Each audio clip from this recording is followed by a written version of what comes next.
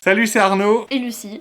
Bienvenue dans cette nouvelle vidéo d'unboxing. On vient de recevoir 7 cartons de notre fournisseur, la librairie Le Neuf. C'est que des nouveautés, romans et bandes dessinées. On va vous présenter tout ça. Elles seront bientôt disponibles à la médiathèque. Alors, on a Crépuscule de Philippe Claudel, le nouveau roman de notre auteur fétiche en Lorraine.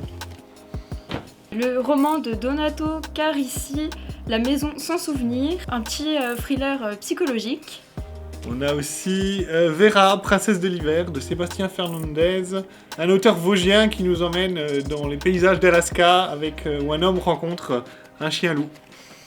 Alors, ensuite, nous avons Nassim Marashi, L'automne et la dernière saison, qui est un roman traduit du persan.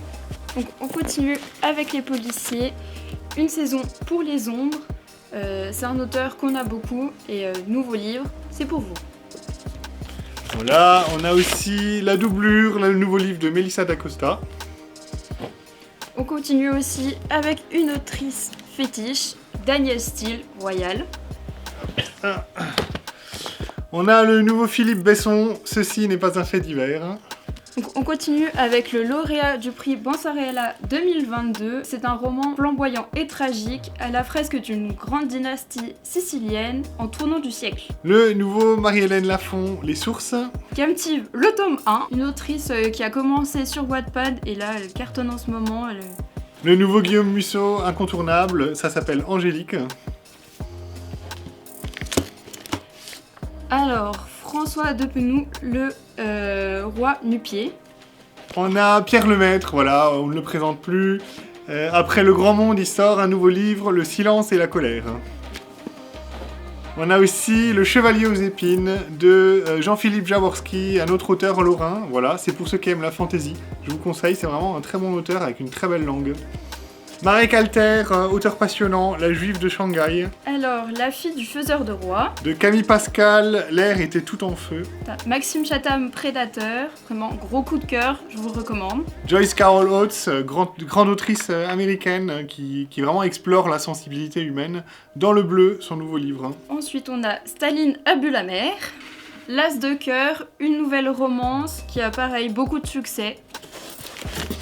Hop, la nouvelle bande dessinée de Pierre-Henri Gaumont qu'on a adoré à la médiathèque et notamment avec les membres du jury BD. Ça s'appelle Salva, tome 1, après la chute. Pierre-Henri Gaumont, très bien. Et encore dans la BD, on a le dernier tome de Spirou, L'espoir malgré tout. Voilà, une saga passionnante à suivre là aussi. Alors, on a la suite de la saga Walking Dead. Voilà, donc du comics avec des zombies, saga passionnante là aussi. On a Le Royaume perdu. On a le nouveau Christian Signol, L'école des beaux jours, ça c'est pour les fans de romans du terroir. On a aussi des nouveautés SF de Paul Di Filippo, Un an dans la ville rue. Petite collection 1 heure lumière, vraiment bien pour découvrir la science-fiction si vous n'en avez jamais lu. On en a d'autres, Opex de Laurent Genefort, La millième nuit de Alastair Reynolds et Tate Thompson, L'héritage de Molly Southbourne, 3e tome de cette saga qui est vraiment géniale. Alors, on continue avec la nouvelle romance, Hadès et Perséphone. Pareil, c'est une nouvelle romance qui cartonne beaucoup en ce moment. Plutôt saga young adulte. Ouais, young adulte. Il y a du positif, il y a du négatif. À vous de faire votre avis sur ce livre. On a aussi de Walter Tevis, L'homme tombé du ciel. C'est l'auteur du Jeu de la dame que vous avez peut-être vu sur Netflix. Voilà, toujours aux éditions Gallmeister qui font vraiment des chouettes bouquins. Bernard Werber, La planète des chats, un classique.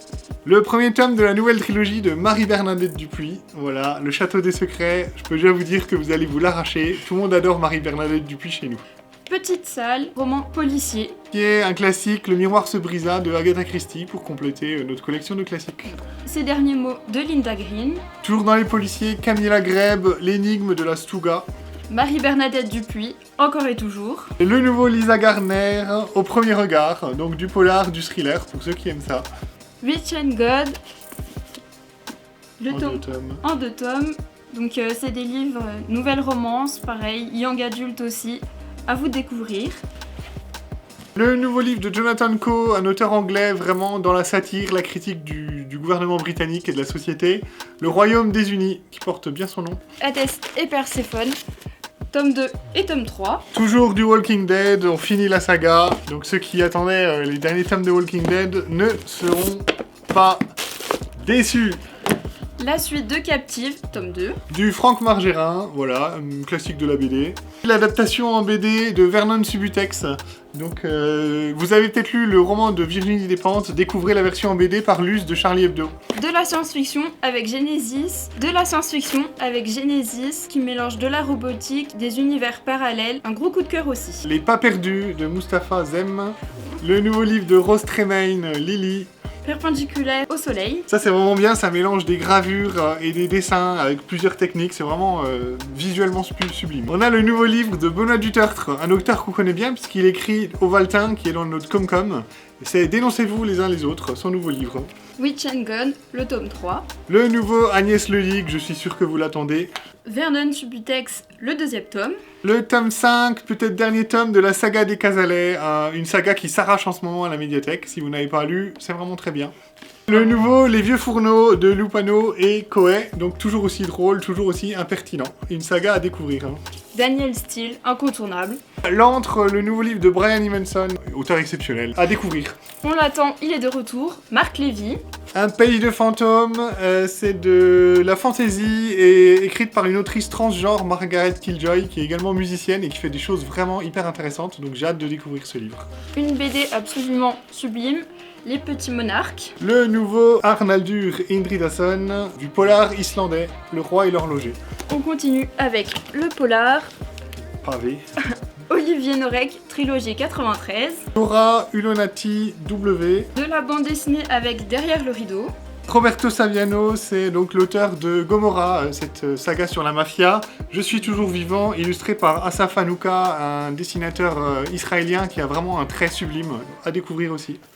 40 tomes et 12 fusils. Sarah Lark, Le Chant des coquillages. H. Davidson, Les Derniers Géants. Une nouvelle bande dessinée, c'est Okahei, on en a beaucoup entendu parler. Très intéressante bande dessinée sur les Amérindiens. Lauren Groff, Matrix. Le nouveau tome de la saga Matteo de Gibra, de la bande dessinée, un classique, bande dessinée historique. Brian Evenson qui a une grosse actualité, il a sorti 2 nouveaux romans cet hiver, donc vraiment à découvrir.